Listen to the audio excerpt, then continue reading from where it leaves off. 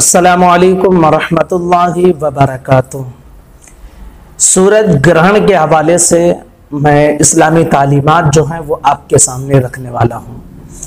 इसके हवाले से बहुत सारे गलत ख्यालात तसव्वुरात लोगों के जहनों में बैठे हुए हैं। दरअसल वो हमारी इस्लामी तालीमात में से नहीं है, बल्कि वो गैर मुस्लिमों की है।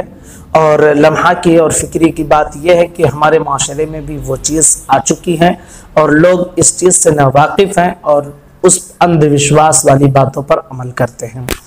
लोगों का यह ख्याल रहता है कि सूरज जब ग्रहण लगता है तो बीमारी पैदा होती है, फला हो जाता है, धमाका हो जाता है, ये काम ना करो, वो काम ना करो।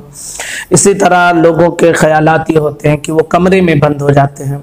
इसी तरह जो प्रेग्नेंट हमल पेट से जो औरतें होती हैं उनको ये काम ना करो, ये चीज़ ना काटो, वो खाना ना बनाओ, ये काम मत करो, इस तरह की चीज़ें उनके हवाले से भी कर दी जाती हैं। सोती मत रहो, जागती रहो, चलती रहो, उठती रहो, बैठती रहो, न जाने क्या क्या। और कुछ लोगों से तो ये भी सुना गया, वो कहते हैं कि दरअसल ये सूरज और चांद जब ग्रहण होता है तो इसे एक बड़ा जानवर है जो अपने अंदर निगल लेता है, इसलिए इसकी रोशनी दिखाई नहीं देती और फिर बाद में वो निकाल देता है तो वो जाहिर हो जाता है। इस तरह कुछ लोग कहते हैं। ये हमारे इस्लामी तालीमात में से नहीं है। इसी तरह सूरज और चांद का जब ग्रहण होता है तो जो ज्योतिषी होते हैं, इल्म नुजूम के जो माहिरीन होते हैं, वो हाथों की लकीरें देखते हैं, फला की राशि देखते हैं, ऐसा होने वाला है तुम्हारे साथ, ये होने वाला, वो होने वाला है, न जाने क्या क्या बातें करते हैं।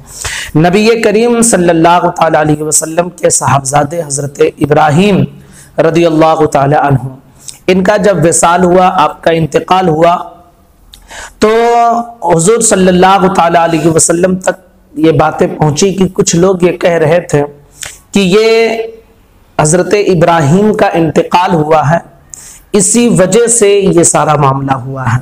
तो हुजूर सल्लल्लाहु तआला अलैहि वसल्लम ने लोगों को जमा किया, नमाज अदा की और उसके बाद में जो है खुतबा दिया और इरशाद फरमाया कि सूरज ग्रहण हो या चांद ग्रहण हो, किसी इंसान के जाने या आने से नहीं होता है, बल्कि ये कुदरत की निशानी है। ये ज़माने जाहिलियत में अरबों का ये तसव्वुर था कि जब सूरज चांद ग्रहण होता तो वो ये कहते थे कि किसी बुरे आदमी की पैदाइश होने वाली है और किसी अच्छे इंसान की मौत होने वाली है, ये फाल निकालते थे।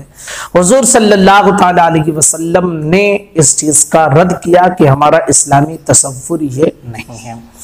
हमारा तो ख्याल, हमारे अहादीस अगर आप पढ़ेंगे तो अल्लाह रब्बुल इज़्ज़त के रसूल हुजूर सल्लल्लाहु तआला अलैहि वसल्लम ने हमें ये तालीम दी है कि उस वक्त नमाज अदा करें, तौबा करें, इस्तिग़फ़ार करें और जानते हैं कि ये कुदरत की निशानी है।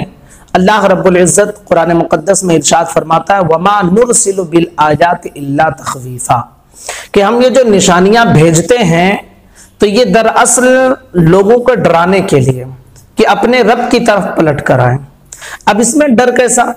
जानते हैं कि जब सूरज ग्रहण होता है तो अंधेरा छा जाता है, तो उस वक्त अपनी कब्र को याद करें, आखिरत को याद करें कि आखिरत जब हम हश्र के मैदान में होंगे तो जानते हैं आखिरत में क्या होगा? सूरज और चांद की रोशनी को मांद किया जाएगा, बेनूर कर दिए जाएंगे वो। तो इसको देखकर आप उसका तसव्वुर करें, इस्तिग़फ़ार करें कसरत से, नमाज कुसूफ अदा करें। नमाज कुसूफ दरअसल ये सुन्नत मुअक्कदा है और जमात से पढ़ना ये मुस्तहब है। अगर कोई जमात से नहीं, अकेले है तो अकेले भी पढ़ सकता है और जमात मिले तो जमात के साथ भी पढ़ सकता है। इसकी नियत करेंगे, नियत के मैंने 2 रकात नमाज कुसूफ वास्ते अल्लाह ताला के, मुँह मेरा तरफ काबा शरीफ के, अल्लाहु अकबर। इस तरह नियत करके आप 2 रकात कुसूफ की नमाज अदा करें, इस्तिग़फ़ार करें, तौबा करें। हदीस मुबारका में इसकी तालीमात दी गई है।